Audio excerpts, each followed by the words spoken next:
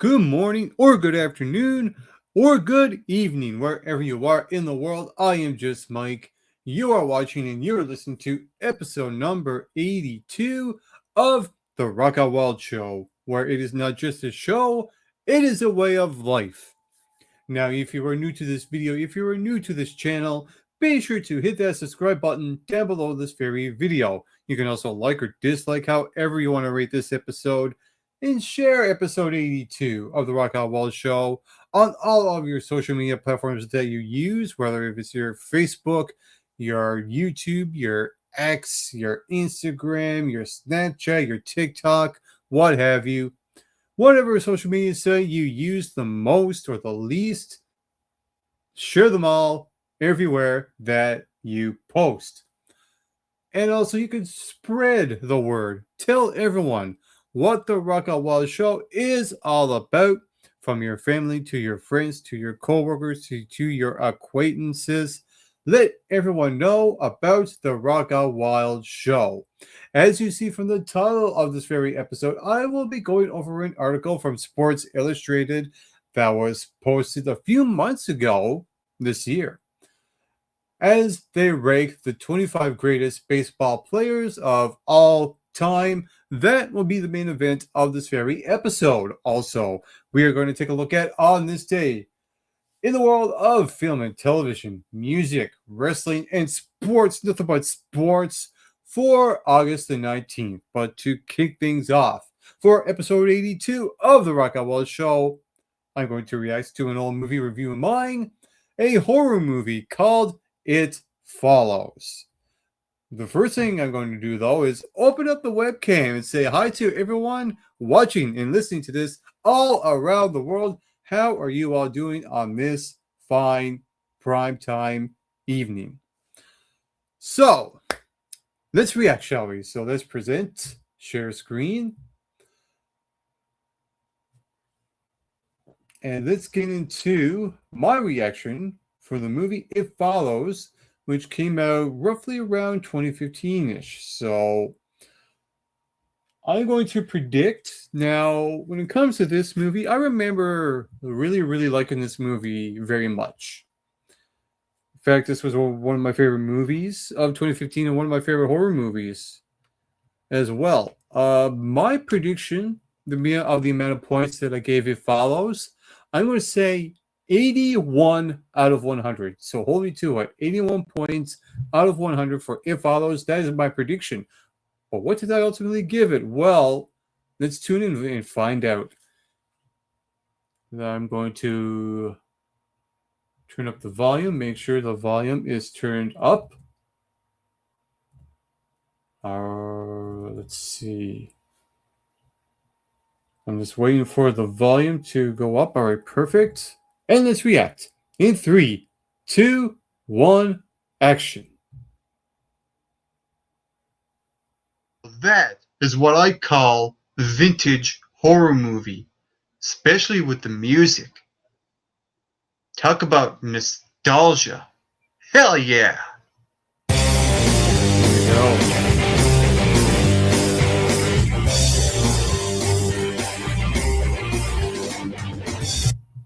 Hey, what is up and how's it going, all movie fans in the movieverse? Welcome to the Mike McRock Movie Review Show. Right now I'm going to review It Follows, and this movie is about a young woman who is followed by an unnatural supernatural force after getting involved into a sexual encounter from someone who was already cursed, who got it from his girlfriend. And this movie stars Micaiah Monroe, who she was also in another horror movie called The Guest, a horror hybrid action movie. And I like her transition from that to this movie, It Follows. I think she was tremendous in this role. And what I like is that this movie just took you on this journey from start to finish with her character, and you're just along for the ride just to see if she can survive it. Yes. And I like the supporting cast as well. And I like that they're not Hollywood cliched actors, much like the main star herself. So I didn't mind the acting in this movie. Yeah. For the most part, some of the supporting cast it was okay, but really this movie focused on Makai Monroe and her character and her journey from start to finish. So that's what I really liked. And what I like about this movie is that I really respect it for what it really does in the long run. It's Yep. not like it's one of those movies where you sit down and watch the same old horror movie. It's not like that. And it's not the most original either. It's just one of those movies that just feels really fresh and something Yeah. that you've never really seen in quite some time. Yep. My only little nitpicks about the movie is that I would have liked to see a little bit more on what it was, maybe do some sort of origin story, digging deeper into what that was. Yeah. Even though I'm not the type of person to want every little detail thrown at me in one movie. I don't really want that. To me, that really insults me. I just Yeah. wanted to see a little bit more, maybe dig a little deeper, going to the origin story of it. And also, the movie really wasn't scary. It was more of an interesting type of movie that kept me on edge, but I never really had any scary moments. But Right. at least this movie kept me on edge. Yeah. And the way this movie built up tension in this movie was also tremendous. And I like that it didn't rely on too many jump scares. It didn't rely on any gore elements in this movie. And that's the problem with horror movies today, where they rely on too many scares and lots of gore. And it comes off as really corny and cheesy. But with this one, it didn't need any of that. And it felt very natural. It felt very fresh. It felt very exciting to watch. Yeah. I like how it built up tension. It had a slow burn type of feel. It's not like it's going to pace too fast because it's only walking towards you. It's not like it's running. Even though the people are running from it, it's not like it is running to them. It's walking very slowly, so the pace would be exactly what it was. It felt like it had that slow burn to it. I like that. And I like how they really pinch into detail about the hidden metaphors in this movie as well. Mm-hmm. So overall, I really like this movie, Yep. even though I think it is a little overhyped, but A I little also bit. respect everything in this movie exactly what it needed to do. I like this as a horror movie, and I also like this as a movie itself on even grounds. So I'm going to say It Follows delivered 81 points out of 100. Holy And crap. if you saw this movie, Holy what crap. did you think about it? Feel Holy free crap. to leave those comments in the comment section below. And you can also hit that subscribe button as well to get big rocks. Well, I'll be freaking damned. I actually got that right on the money. 81 points out of 100. You know what? I actually remembered the amount of points I actually gave it 11 years ago. So that's why my guess, I just remembered giving this movie 81 out of 100 points. It's just one of those things. So when it comes to this movie in hindsight, would I watch this again? Absolutely. It's one of my favorite horror movies. Looking back at it in hindsight and watching it at the time it came out. It Follows gets the seal of approval from me. That's my look at it back in hindsight, and that was my reaction to my movie review for It Follows from 2015. Now let's get into the stuff you normally see that you find on the Rock Out Wild Show, and that is an installment I like to call On This Day. So I'm going to present shared screen, and let's take a look at what happened in years past in film and television for August the 19th. In 1914, Elmer Rice's play On Trial premieres in New York City. In 1948, Ninth Venice Film Festival opens. In 1950, ABC begins broadcasting Saturday morning kids shows Animal Clinic and Acrobat Ranch. In 1969, film adaptation of Arlo Guthrie's song Alice's Restaurant, directed by Arthur Penn and starring Guthrie, premieres. In 1970, the 31st Venice Film Festival opens. In 1978, between 377 and 470 people die in an arson fire at a movie theater in Abadan, Iran. That's unfortunate. In 1980, Willie Russell's play Educated Rita premieres in London, starring Julia Walters. In 1991, Janelle Bishop of 17 of New Hampshire crowned 9th Miss Teen USA. And in 1933, 26th San Diego Comic-Con International opens at DoubleTree Hotel. In fact, I actually stayed in the DoubleTree Hotel, but not in San Diego. It was in Florida. And those are the very short list of the biggest headlines for film and television for August the 19th. Now let's take a look at what happened in years past for August 19th in the world of music. As you see here is a picture of the Beatles themselves, it looks like. So I'm going to wait for Google Chrome to respond here, and we'll take a look at it. All right, come on. Here we go. So, the Beatles embark on their first North American tour on August 19th, 1964. The Beatles kicked off their first North American tour at San Francisco's Cow Palace. Playing to an audience of 17,130, the band performed a 12-song set, including such hits as Twist and Shout, All My Living, and Can't Buy Me Love. The Righteous Brothers, Jackie DeShannon, the Bill Black Combo, the Exciters all served as support.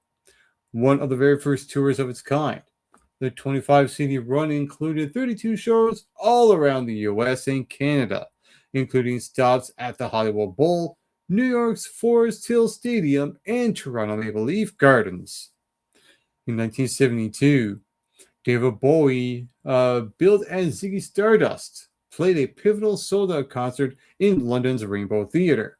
The theatrical show, which incorporated a variety of media, wowed critics and audiences alike, including Mick Jagger, Elton John, Rod Stewart, and Alice Cooper, who were all reportedly in attendance. In 1977, the Sex Pistols kicked off a 6-date undercover UK tour as the Spots, Sex Pistols on Tour Society. Due to the rowdy reputation, the band knew that they were unlikely to be booked in clubs or would be shut down by the police, and so they assumed a different name in each venue, including Tax Exiles and a mystery band of international repute. In 2005, a life-size bronze statue of Thin Lizzy frontman Phil Lynott was erected in the singer-songwriter and bassist home city of Dublin, Ireland, Lynott, who died in 1986 at 36, was celebrated during an unveiling ceremony which was attended by his former Thin Lizzy bandmates, including Gary Moore, Brian Robertson, and Scott Gorham. And in 1988, it was announced that Patsy Cline's Crazy and Elvis Presley's Hound Dog were the most played jukebox songs of the past 100 years. I mean, I would play Hound Dog a lot. You ain't nothing but a hound dog, good crying all the time. Thank you very much. Anyway, we have some birthdays in the world of music for August 19th. We have the man, the myth, the legend himself, one of the greatest drummers of all time, Ginger Baker from Cream, who was born on this day in 1939. Johnny Nash, who is a singer-songwriter, was born on this day in 1940. Born in 1945 from Deep Purple, Ian Gillan. John Deacon from Queen was born on this day in 1951. Born on this day in 1969 is Nate Dogg, who is a rapper. And born on this day, August 19th, 1989, Little Romeo, who is a rapper and actor. And those are all the big headlines in the world of music for August the 19th. Now let's take a look at what happened in years past for August 19th in the world of professional wrestling. As you see, is a picture of Ronda Rousey holding the women's championship. In 1975, the Golden Greek, Jim Londos, passed away as a result of a heart attack. In 1990, Riki Chosu defeats Big Van Vader in Tokyo for the IWGP Heavyweight Championship. In 2001, in the midst of the invasion angle, WWE presented SummerSlam from the Compaq Center in San Jose, California. The card featured mainly WWE versus the Alliance matches, with several title changes occurring, including The Rock defeating Booker T for the WCW Championship and Edge taking the Intercontinental title from Lance Storm. In 2002, after a series of title changes on the night between Bradshaw, Tommy Dreamer, and Crash Holly, the 24/7 rule for the WWE Hardcore title is discontinued. The title itself will be declared defunct 1 week later when Intercontinental Champion Rob Van Dam defeated Tommy Dreamer in a title unification match. And the Hardcore title hasn't been seen since, unfortunately. In 2012, WWE presented SummerSlam at the Staples Center in Los Angeles, California. A fairly lackluster event was headlined by Brock Lesnar gaining a win over Triple H by submission. In 2017, NXT TakeOver Brooklyn 3 took place at the Barclays Center in Brooklyn, New York, and featured 2 title changes. Alexander Wolf and Eric Young of Sanity defeated the Authors of Pain for the NXT Tag Team titles, and in the main event, Drew McIntyre, the Great Scott, won the NXT Championship against the Pride of Peterborough, Bobby Roode. Yeah, that's my Scottish accent for you. Anyway, so that happened in 2017 on NXT TakeOver Brooklyn. In 2018, WWE SummerSlam took place at the Barclays Center in Brooklyn, New York. A number of title changes took place on the night. Most notably, Ronda Rousey won her first and only Raw Women's title from Alexa Bliss. In the main event, Roman Reigns defeated Brock Lesnar for the Universal Championship. We have some notable wrestling birthdays in the world of professional wrestling. We have Tim Horner, who was born on this day in 1959. Yellow Lillian Garcia, hey there, was born on this day, August 19th, 1973. Percy Watson was born on this day in 1981. And born in 1995, August 19th, the Velveteen Dream. And have the mighty have fallen. Easily one of the biggest what-ifs in the WWE of all time. And those are the big headlines for wrestling for August the 19th. And for the final bit on this day, we're going to take a look at sports, nothing but sports for August the 19th in years past. We're going to kick things off all the way back to 1900, the start of the first and only Olympic cricket match, as Great Britain defeats France by 158 runs in Paris. In 1903, Philadelphia Phillies suffer a record 9th consecutive postponed game. In 1909, Wild Bob Berman wins his first major auto race at Indianapolis Motor Speedway, earning the Presto Light Trophy. The 100-lap, 250-mile race is completed by only 3 of the 9 cars, and 1 racer and a mechanic are killed in a crash. In 1911, New York Giants Christy Mathewson loses after defeating the Reds 22 consecutive times. In 1917, Sunday benefit baseball game at New York City's Polo Grounds results in John McGraw and Christy Mathewson arrest for violating blue laws. In 1921, Detroit Tigers Ty Cobb is the 4th and youngest player to achieve 3,000 hits against the Boston Red Sox. In 1922, U.S. National Championship Women's Tennis, Germantown. Mala Bujist Mallory beats Helen Willis Moody 6-3, 6-1 for her 7th U.S. singles crown. In 1932, U.S. National Championship Women's Tennis, Forest Hills, New York. Helen Jacobs beats Carolyn Babcock Stark 6-2 and 6-2 for her first of 4 straight U.S. singles crowns. In 1941, Baseball umpire Jocko Connellan ejects Pirates manager Frankie Frisch for coming onto the field holding an umbrella to get the rain out. Imagine that. Actually kicking someone out for holding an umbrella. What, does the umbrella have a cork in it, I wonder? Maybe not 1941, but I'm pretty sure that umbrella had a cork in it. Moving on. In 1945, Phillies Jimmy Fox, 37, pitches the first 7 innings against the Reds and wins. In 1951, Bill Veeck of the St. Louis Browns sends Eddie Gadel, a 3'7" little person, to pinch hit. He walks out on 4 pitches. In 1953, England regains the cricket ashes from Australia after winning the series 2-1. In 1955, U.S. raises import duty on bicycles by 50%. In 1957, New York Giants Board of Directors votes 8-1 to move the baseball franchise to San Francisco in 1958. And that's also where I lift my heart. In 1959, Honolulu, Hawaii seeks a franchise in baseball's new Continental League. In 1962, Homer Blancos played his finest round in golf, shooting a 55. In 1965, Cincinnati Reds pitcher Jim Maloney throws his second no-hitter of the season into a 1-0 win over the Chicago Cubs.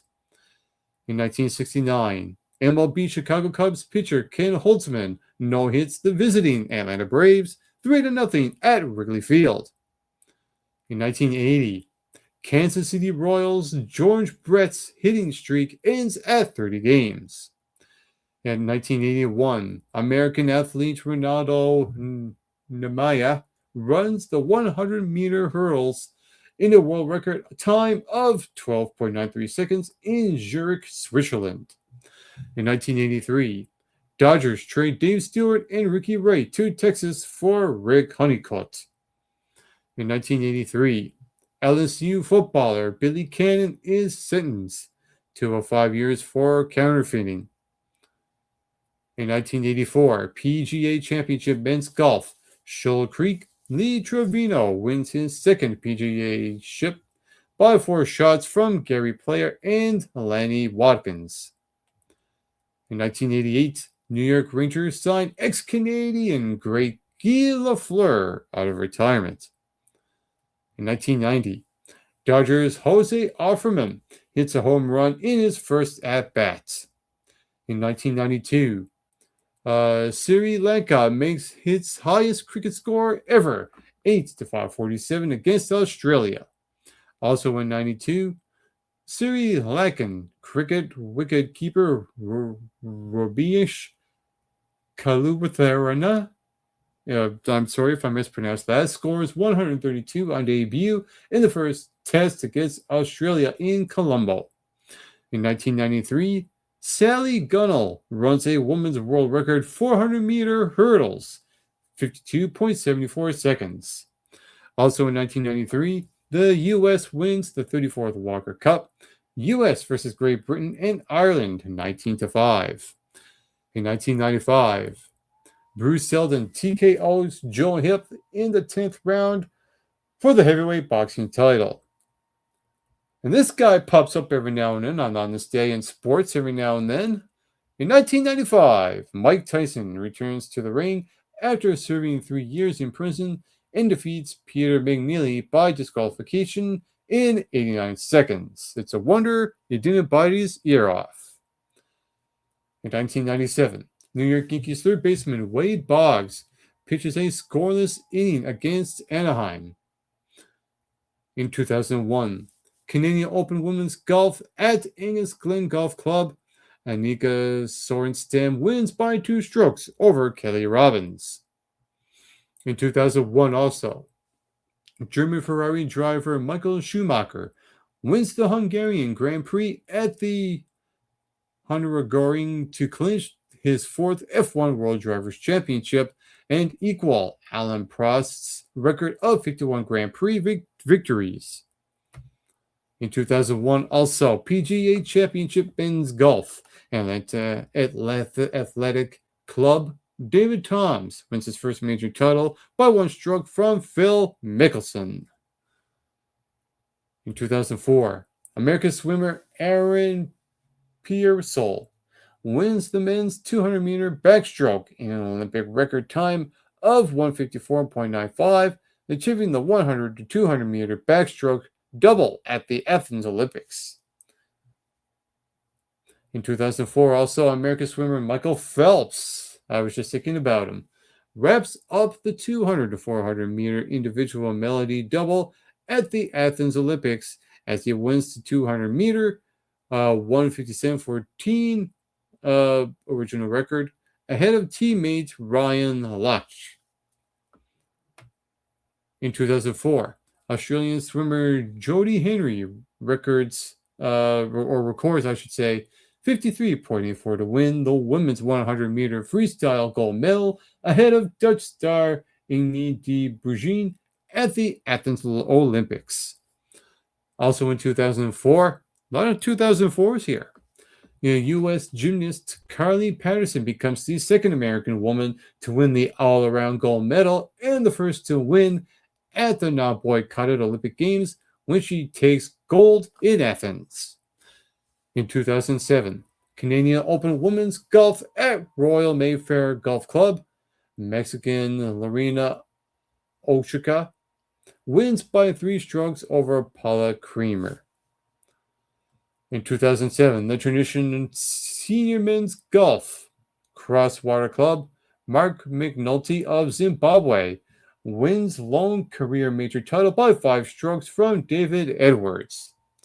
In 2008, Britain's Victoria Pendleton beats Anna Meares in the women's cycling sprint final at the Beijing Olympics, with Great Britain dominating the track by winning 7 out of 10 gold medals. Also in 2008, Chris Hoy encapsulates British dominance in track cycling at the Beijing Olympics by beating teammate Jason Kenny to win the sprint, adding to his Kieran and team sprint gold medals. Also in 2008, reigning world champion Christine Ogorago wins the women's 400 meter at the Beijing Olympics. I'm sorry if I mispronounced that last name, earning Great Britain's 50th gold medal in Olympic track and field competition. Also in 2008, the men's gymnastics program at the Beijing Olympics concludes with the home team from China dominating the medals tally, taking 7 of 8 gold medals. So Kai wins 3.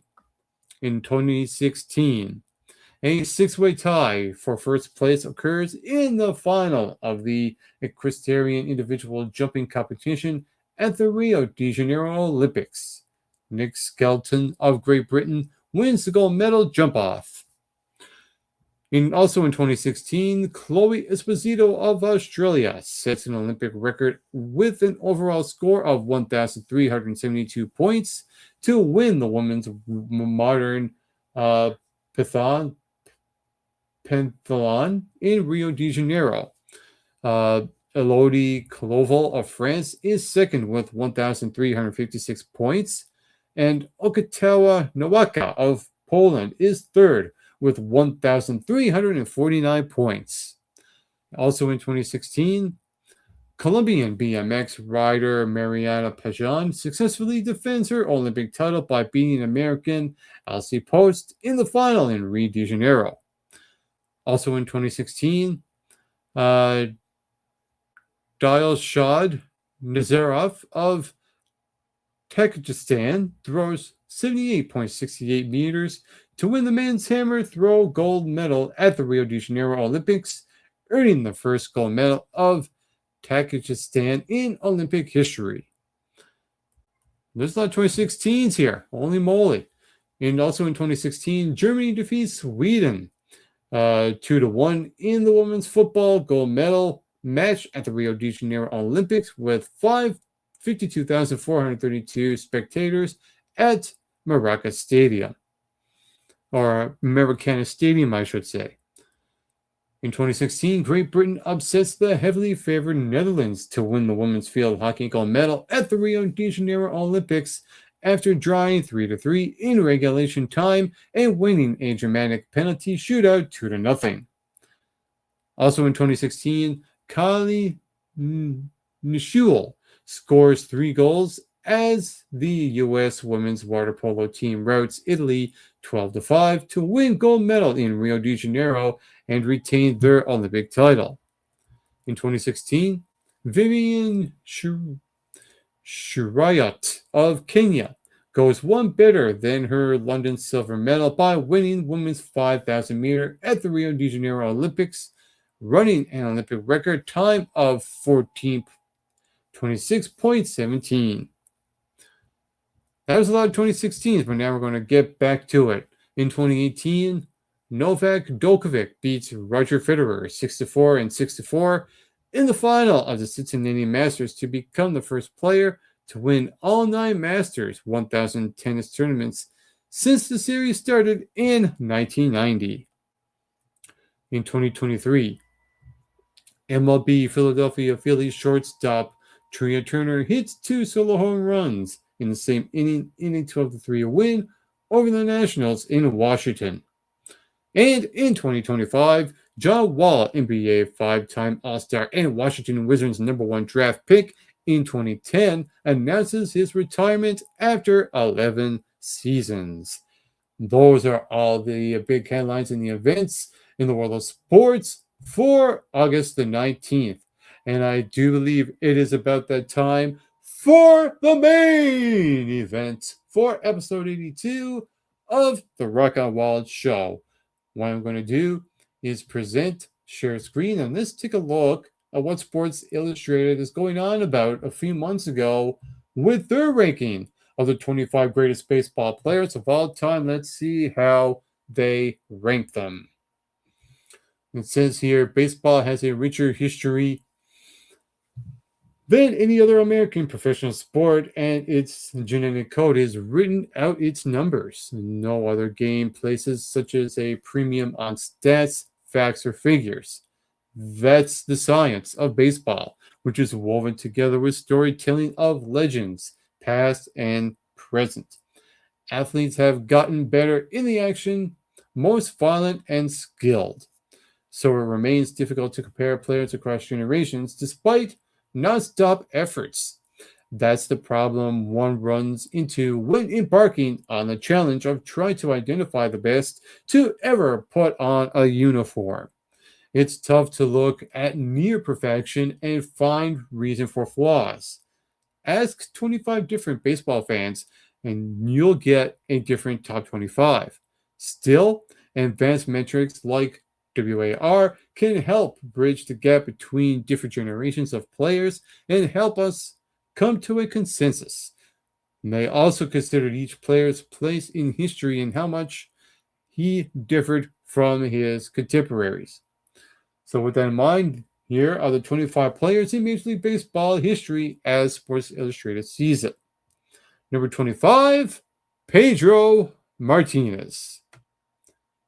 So number 25, Pedro Martinez. It says here his peak was 1994 to 2005. And it says here if elite pitching is about deception, Martinez mastered that. The ace from the Dominican Republic, already armed with a mid-90s fastball, learned how to throw a circle changeup in the early 1990s. That devastating fastball and changeup combo in which Martinez threw both pitches from the same arm slot formed the basis of a Hall of Fame pitching career alongside his curveball. During a time when it was never easier to hit a baseball out of the park, Martinez was nearly unhittable. Martinez is the heart of the steroid era from 97 to 03, pitched to a 2.20 ERA with 1,761 strikeouts, 1,408 innings while winning the Cy Young Awards. Number 24, Tom Seaver. It says his peak was in 1969 and 1977. It says here, one of the most dominant power arms in the history of the game, the hard thrower broke into the major leagues in 1967 and announced his presence by capturing the NL Rookie of the Year. 2 years later, he ranked up 25 victories on the mound as the amazing Mets completed one of the most shocking World Series runs in sports history. Seaver employed a unique delivery that saw him drop his right knee into the dirt while firing towards the plate. His workhorse ability saw him routinely flirt with collecting 300 innings per year at his peak and endeared him as a true fan favorite. So that's why he's number 24. Number 23, Roger Hornsby. There he is there. It says here his peak was 1917 to 1929. It says, simply put, Hornsby is one of the greatest hitters who ever lived. He was a great hitter in the dead ball era, still holds the record for the highest batting average in a season of .424, and is the only player in baseball history to hit .400 over 5 full seasons.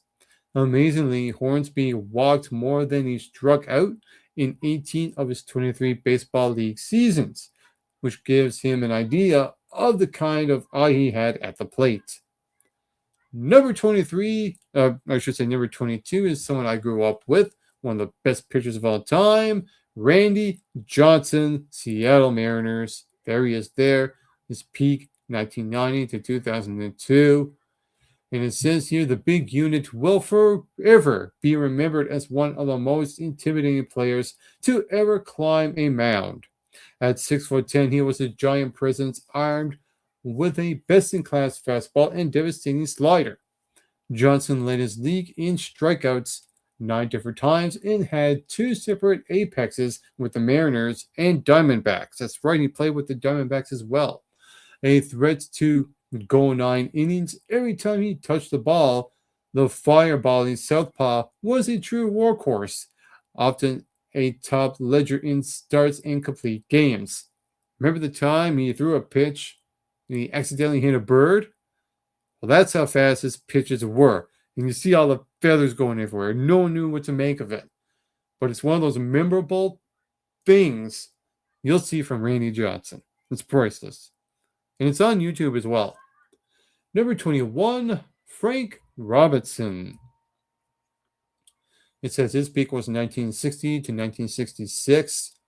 And it says here, Robinson burst onto the scene as a 20-year-old with the Reds in 1956 and authored one of the greatest rookie seasons of all time, posting a 2.290, .379, .558 slash line with 38 homers, 83 RBIs, and 122 runs scored.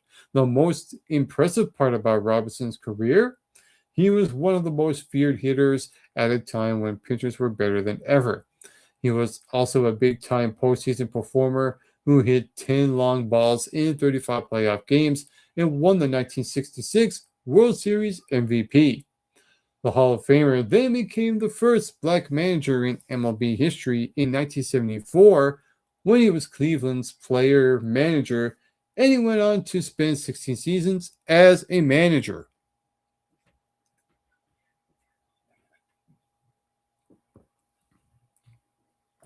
Number 20 on this list, we were looking at him on this day not too long ago, Christy Mathewson. His peak was 1903 to 1914. And it says here, Mathewson devastated hitters in the early 20th century with a pitch he called the fadeaway, aka the modern-day screwball, which he held similarly to a curveball, but threw it in such a way that it broke unlike any pitch hitters at the time had ever seen. Mathewson rode the pitch to the Hall of Fame, pitching to a 2.13 ERA and leading the league in the category 5 times. He ranks 3rd all time in shutouts and 8th in career ERA. Number 19 on this list, Rickey Henderson. That is a name that sounds familiar to me. There he is there with the Oakland A's. In his peak, it says 1980 from 1991. And it says here, Henderson was the greatest leadoff hitter ever, no matter the era. That was particularly because he was the greatest baseball stealer ever, having swiped 100 or more bases in a season 3 times at a total of 1,406 in his career, a record that may never be beaten. Henderson wrapped out 3,055 career hits, walked more than anyone except Barry Bonds, and scored more runs than any player in baseball history. Oh, and he holds the record for most career leadoff home runs with 81. Henderson did it all with style and flair, too, playing with supreme confidence and amusingly sometimes referring to himself in the third person. There will never be another baseball player like Henderson. Number 18, Roger Clemens. There he is there with the Boston Red Sox. His peak, 1986 to 2001. It says here, Clemens used steroids towards the end of his career, something that has put a stain on his career in the eye of some. But steroids or not, the Rocket was one of the best pitchers of all time and had one of the most staggering careers of any hurler. He won a record 7 Cy Young Awards, the first in 1986 as a 23-year-old, the last in 2004 as a 41-year-old. An old-school bulldog, Clemens challenged hitters with his four-seam fastball that blew them away with his devastating splinter. He ranks 9th all-time in wins and 3rd all-time in strikeouts. Number 17, they made an award after him, Cy Young. Number 17 on this list, it says his peak was 1892 to 1904. It also says here, Denton True Young, who became known as Cyclone Cy Young for his prowess as a young up-and-coming pitcher, pitched through so many rule changes during his MLB career that it would make you dizzy.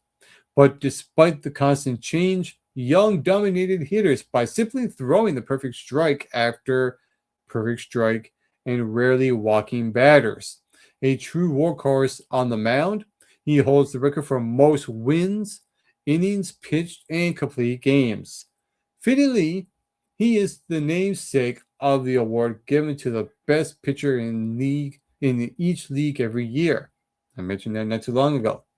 Number 16, Mike Schmidt. It says his peak year was 1974 to 1986. And it says here, Mike Schmidt is the greatest third baseman of all time, a 3-time MVP. Schmidt belted 30 or more homers 13 times, won 10 Gold Gloves, had the versatility to steal bases, and drew 100 or more walks in a season 7 times. Schmidt's combination of power and defense is matched by few in MLB history. He also had the ability to completely take over games, once homering 4 times in a single game and earning the 1980 World Series MVP for his Philadelphia postseason heroics. Number 15 on this list is Mike Trout. There he is with the Angels. His peak was 2012 to 2019. And it says here, oh, what could have been? Injuries have massively affected what could have been the best career in baseball history. Mike Trout led MLB in WAR for 5 consecutive seasons beginning in 2012, amassing a 5-year total of 47 points. A 5-year total of 47, I should say. He followed that up with seasons of 6.9, 9.9, and 7.9 WAR until injuries began taking their toll. Despite those struggles, Trout is an 11-time All-Star, has won 9 Silver Sluggers, and is a 3-time American League MVP. Trout is still active, but has only played more than 82 games twice in the last 6 seasons. Still, his numbers are Hall of Fame worthy with 404 career home runs, a .976 lifetime OPS with his career WAR. And in brackets, it says 1887.4. And it ranks 32nd of all time amongst position players. Number 14 on this list, Joe DiMaggio. It says his peak was 1936 to 1942, and then again in 1946 to 1951. And it says here, Joe DiMaggio was simply an impossible out at the plate. DiMaggio in 1941 authoried the famous 56-game hitting streak, then went on another 16-game hitting streak after the first ended, meaning he had hit safely in 72 of 73 games. One of the most impressive parts about that season, well, he struck out only 13 times in 622 plate appearances. DiMaggio played it gracefully center field and surely would have won many Gold Gloves had they existed at the time. A career of .325 hitter with 361 home runs to 2,214 hits. Who knows what his final stat would have looked like if he didn't lose 3 part seasons due to serving in World War II. Another great example of you never know if he was going to be great. It's like a coulda, shoulda, woulda. But it is what it is. Number 13 on this list, Greg Maddux. There he is there for the Atlanta Braves. He is a lucky number 13 on this list. And it says here his peak 1988 to the year 2000 when we make it up to you. It says here Maddux wasn't the biggest guy and didn't throw the hardest, but he loomed large as a pitcher during a time when hitters were literally larger than life. Pitching in the heart of the steroid era, Maddux painted the corners and lived on the black and root of 355 career wins, a 3.16 ERA, and 4 Cy Young Awards. Maddux in 1994 and 95 was simply one of the most dominant pitchers ever, pitching to 1.56 and 1.63 ERAs respectively. A cerebral pitcher who was a master at inducting weak contact. Maddux, at his best, flumed and frustrated hitters who couldn't understand why they weren't squaring him up. He was also an elite fielder who won 18 Gold Gloves and even had a stat named after him, the Maddux, a complete game with fewer than 1,000 pitches. Number 12 on this list, Ken Griffey Jr. It says his peak was 1989 to the year 2000. There's some of his stats there, and it says here about Ken Griffey Jr. The man was arguably the prettiest swing in the history of the game, certainly belongs on the list. The Mariners made Griffey the first pick of the 1987 MLB draft, and he debuted on opening day in 1989 at 19 years old. That's impressive. He spent the first 2 seasons playing alongside his dad, Ken Griffey Jr., on Olympic Day in 1989.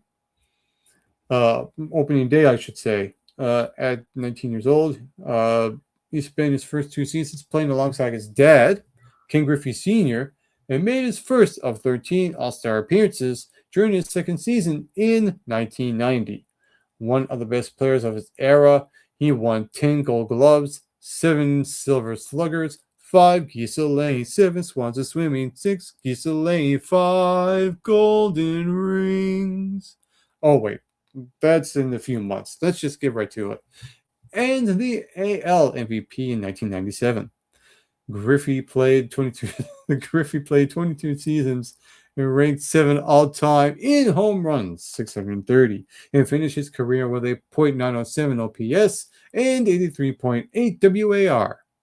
He was inducted into the Hall of Fame in 2016 with a 99.3% of the vote. I mean, when I saw 10 Golden Gloves and 7 Silver Sluggers, I just had to go on about 5 Golden Rings at that point. Number 11 on this list, Stan Musial. It says his peak was 1942 to 1962. And it says here, he was one of the best players in baseball for 20 years, beginning in 1942. The outfielder spent his entire career with the Cardinals and was a 24 all-time star and 3-time National League MVP. He left his lefty swing guided him to 7 battling titles and helped St. Louis win 3 World Series. He was a career .331 hitter and owns the National League record for career hits at 3,630 with an odd twist that he had 1,815 each at home and on the road. He is also the National League's career leader in RBIs, 1,951, games, 3,026, runs 1,949, and doubles 725, while he added 475 home runs. To this day, he is considered one of the National League's greatest hitters and was rewarded by induction into the Hall of Fame in the first ballot in 1969. Now we get into the top 10 portion of this list, and at number 10 is Walter Johnson. It says here his peak is from 1909 to 1924. And it says here that he is known as the Big Train.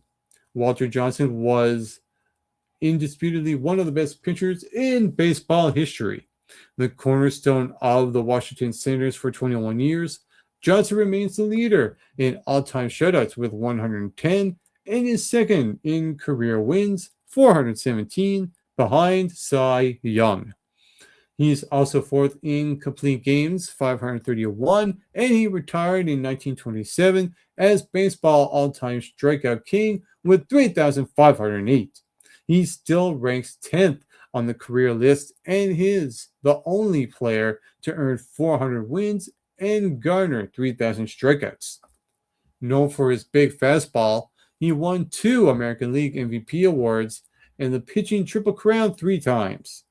He led the American League in strikeouts 12 times, in wins 6 times, and ERA 5 times. In 1924, he led the perennial basement-dwelling Senators to their only World Series title and led them back into the series the next season, but they suffered a 4-3 defeat at the hands of the Pirates. Johnson became a manager in his post-playing days and was inducted into the Hall of Fame on first ballot in 1936. Coming in on the number 9 spot, Lou Gehrig. And there also is a disease called Lou Gehrig, and they named it after the baseball player. If you didn't know, now you know. It says his peak was 1926 to 1938. And it says here that after taking Yankees first baseman Wally Pipp's job in 1925, Gehrig rapidly became one of the best hitters in the game. He fully broke out in 1926 before turning in his magnum opus in 27. That year, he won the American League MVP while slashing 3.373, .474, and .549 with 52 doubles, 18 triples, 47 home runs, and an MLB high 173 RBIs as the Yankees won the World Series. Gehrig was a 7-time All-Star, 2-time MVP, and won the Triple Crown in 1934. From 1926 until 1934, Gehrig combined with Babe Ruth to form baseball's most lethal hitting duo. He was also part of the 6 Yankees teams that won the World Series. Gehrig was forced to retire in the middle of 1939 season when he was diagnosed with ALS. He was inducted into the Hall of Fame that year in his special induction. Despite leaving the game at only 36, Gehrig's numbers still hold up amongst the best hitters to ever play the game. He finished his career with 113.7 WAR, which is still ranks the 13th all-time in his 179 OPS, plus is 5th. Number 8, Shui Otani. And I was watching him play a couple of years ago when the Dodgers faced the Blue Jays.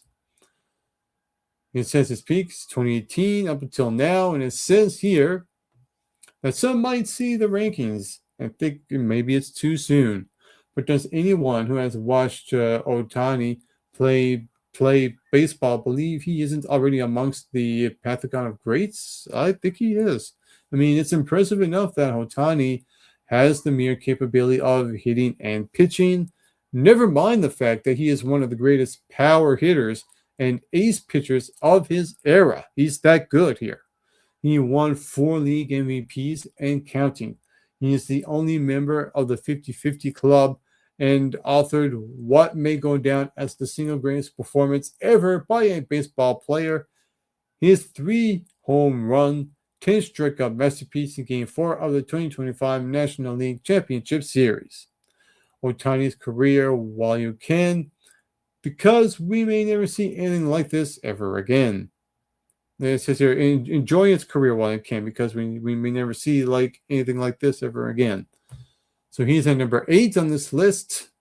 Coming in at number 7, Mickey Mantle, one of the great known names in Major League Baseball history. It says his peak was 1952 to 1964. It says here that Mantle was a pure talent who was ahead of his time as a 5-tool switch hitting center fielder. In the 18 years he spent with the Yankees, he was a threat at any sport of the diamond, from his slick fielding in the cavernous outfield to his immense power from both sides of the plate to his raw, intimidating presence. One of the most prolific home run hitters of all time, his counting stats would have been even better if he had not been sidelined with injuries or forced to play through them while still performing at an exceptionally high level. As an OPS monster, Mantle captured the 1956 American League Triple Crown en route to the first of back-to-back MVP honors. The do-everything player, a deserved fan favorite immediately after stepping into the shoes of Joe DiMaggio, and was the focal point of a team that won with incredible consistency. During his first 8 years in the Bronx, the Yankees won 5 World Series and captured 7 pennants. Number 6 on this list, Ted Williams. There's Ted Williams right there. It says here his peak was 1939 to 1958. It says here that Williams, a former World War II and Korean War fighter jet pilot, had such a good eye at the plate that it was rumored he could actually see the red laces on the baseball when a breaking pitch was spinning into the zone. That's likely not true, but here's what is. Williams aims to be known as the greatest hitter who ever lived, and he has a pretty convincing case. Over the course of 19 big league seasons, Williams struck out an astonishing 709 times, an average of just 50 per day every 162 games. I mean, that is impressive right there. He is one of the just 4 players all time to draw more than 2,000 walks, and his .482 OPB is still the highest ever. Oh, and Williams batted .344 for his career, was the last MLB player to hit .400 in a season, and belted 521 home runs. Now we only have 5 baseball players remaining, and at number 5, someone we went over on this day, Ty Cobb. It says here Cobb, it says his peak was 1907 to 1925. Cobb seemed to have a temper as long as his list of career achievements, but that doesn't change the fact that he was one of the greatest hitters who ever picked up a bat. Cobb's career batting average of .366 is the highest ever and likely won't ever be broken. The Georgia Peach twice hitter over .400 is in a season and hit above the hollow mark for a 4-year stretch in his prime from 1910 to 1913. Cobb had a shrewd eye at the plate. He walked nearly twice as many times as he struck out and was a terror on base paths, stealing the fourth most bases of all time, 897, and swiped home 54 times, the most ever. Number 4, one of the greats, Hank Aaron. Hank Aaron, there he is there. He is at number 4 on this list. It says here there are so many impressive things about Hank Aaron. Then that he became MLB's home run king during a continuous time during which many were rooting against him to do so. That in a 23-year MLB career, he genuinely didn't have a bad season for a 20-year run from 1954 to 1974.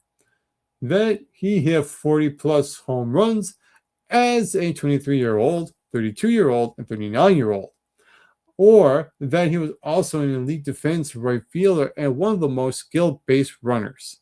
I mean, this guy has it all right here. I mean, freaking Hank Aaron, he is one of the greatest, and that's why. Or he was also an elite defense right fielder and one of the most skilled base runners. Add it all up, and Hammering Hank was one of the 5 best baseball players ever. That's why he's at number 4 on this list. Even that might be understating his excellence. It's a wonder he's not higher on this list, like top 3 at least. But at least he is at number 4. Who's at number 3 on this list? Let's see. Oh my God. Sports Illustrated's 25 greatest baseball players of all time at number 3 is Barry Bonds. With an asterisk, to might add. Well, let's just read what it says here. Well, it says his peak was 1990 to 2004. It says here, I'm going to try to read this with a straight face, try not to crack up laughing, because we all know the whole steroid scandal that I'm about to read here. But it says there are 2 clear lines in the sand among baseball fans when it comes to Barry Bonds. There are those who embrace the video game-like numbers, like, for example, 1.422 OPS in 2004. He produced while using steroids, arguing that he soared ever higher than any other player in an era where nearly everyone was juicing. And there are those who have turned their backs on Bonds and believe he forever tainted a once Hall of Fame worthy legacy by turning to steroids. Absolutely, he did. The thing is, steroids or not, Bonds was one of the greatest baseball players who ever lived. Before he turned into PEDs, Bonds was a perennial .300 hitter, one of the best defensive outfielders ever at a 40-40 guy who affected games with his bat and on the base paths. Number 2, Willie Mays. So Willie Mays is the second runner-up here on this top 25 baseball players of all time, according to Sports Illustrated. It says his peak was 1954 to 1966. And it says here, if you ever wanted to know the true definition of a 5-tool player, look no further than Willie Mays. You want hitting for average? Mays hit .301 in his 23-year career, won the National League batting title in 1954, and hit above .300 10 times. You want power? He hit 40-plus homers 4 times, topping out at 52 in 1965. How about speed? The say, hey, kid stole 339 bases in his career, swiping 20 or more 7 times. Fielding? Mays played center field like a dream, won 12 Gold Gloves, and made one of the greatest defensive players of all time in the 1954 World Series. Oh, and Mays had an absolute cannon for an arm. One of the greatest travesties is that Mays somehow only won 2 National League MVPs in his career. That is definitely one of the greatest travesties in baseball history. But when it comes to baseball players that we all know and we come to think about, There's only one that really stands the test of time. What is Sports Illustrated number one baseball player of all time? Well, it is none other than Babe Ruth. That's right. As it should. Babe Ruth is rightfully deserved to be the number one greatest baseball player of all time. Let's read what it says here. It says his peak was 1917 and 1937.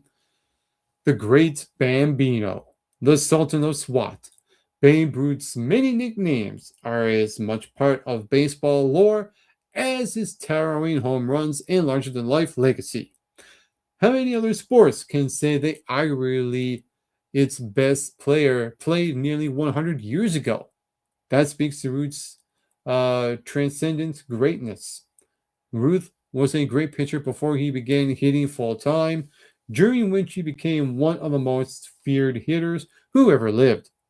Ruth's combination of power, 714 career home runs, patience, 2,062 career walks, and contact skills, 2,873 career hits, and a .342 career batting average, made him an absolute nightmare for pitchers to face, as well as sports and culture icon whose name is still regularly invoked to this day. I mean, when Babe Ruth points to where the ball is going to hit, by 9 chances out of 10 times, the ball is going in that direction.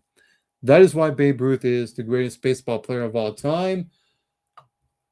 And that was Sports Illustrated's 25 Greatest Baseball Players of All Time article that came out just a few months ago. And this has been episode number 82 of the Rock Out World Show.